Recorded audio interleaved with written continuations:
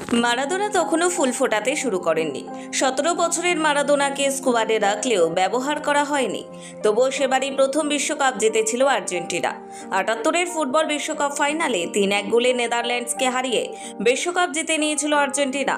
ফাইনালে জোড়া গোল করে নায়ক হয়ে যান মারিও কেম্পেসের সোনালি সময় সেবার বিশ্বকাপ ফাইনালে ম্যান অফ দ্য ম্যাচ হয়েছিলেন কেম্পেস।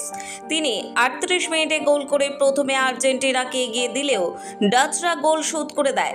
অবশেষে অতিরিক্ত সময় আবার গোল করে আর্জেন্টিনাকে 2-1 গোলে এগিয়ে দেয় কেম্পেস। যদিও সেই গোলটি আত্মঘাতী গোল কিনা সে নিয়ে এখনও বিতর্ক আছে। তবুও 1978 সালের বিশ্বকাপ যেন মারিও কেম্পেসময়। সেবার 6টি গোল করে মারিও কেম্পেস সর্বোচ্চ গোলদাতার পুরস্কার পেয়েছিলেন। সেই প্রথমবার আর্জেন্টিনা বিশ্বকাপ চ্যাম্পিয়ন হয়।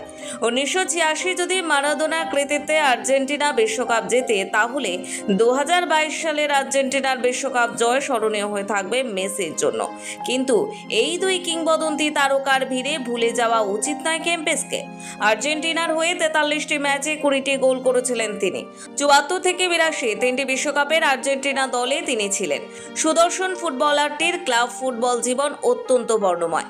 বিশেষ করে লা লিগায় খুব বেশি সফল ছিলেন কেম্পেস। ভ্যালেন্সিয়ার হয়ে লা লিগায় 184 ম্যাচে 116 গোল করেছেন। তবে বিশ্ব তাকে মনে রাখবে 1978 সালের বিশ্বকাপের জন্য। 6 গোল করে গোল্ডেন বুট জেতেন কেম্পেস। 7টি ম্যাচের মধ্যে 3টি ম্যাচে জোড়া গোল। পোল্যান্ড পেরু ম্যাচ ছাড়াও ফাইনালে হোল্যান্ডের বিরুদ্ধেও জোড়া গোল ছিল তার। 1978 বিশ্বকাপের পরে মারিও কেম্পেস আন্তর্জাতিক ফুটবলে সাফল্য সেভাবে না পেলেও ক্লাব স্তরে সাফল্য পেতে থাকেন। ফুটবলার হিসেবে অবসর নেওয়ার পরে ফুটবল ম্যানেজারের ভূমিকায় তাকে দেখা যায়। 15 জুলাই তাঁর জন্মদিন।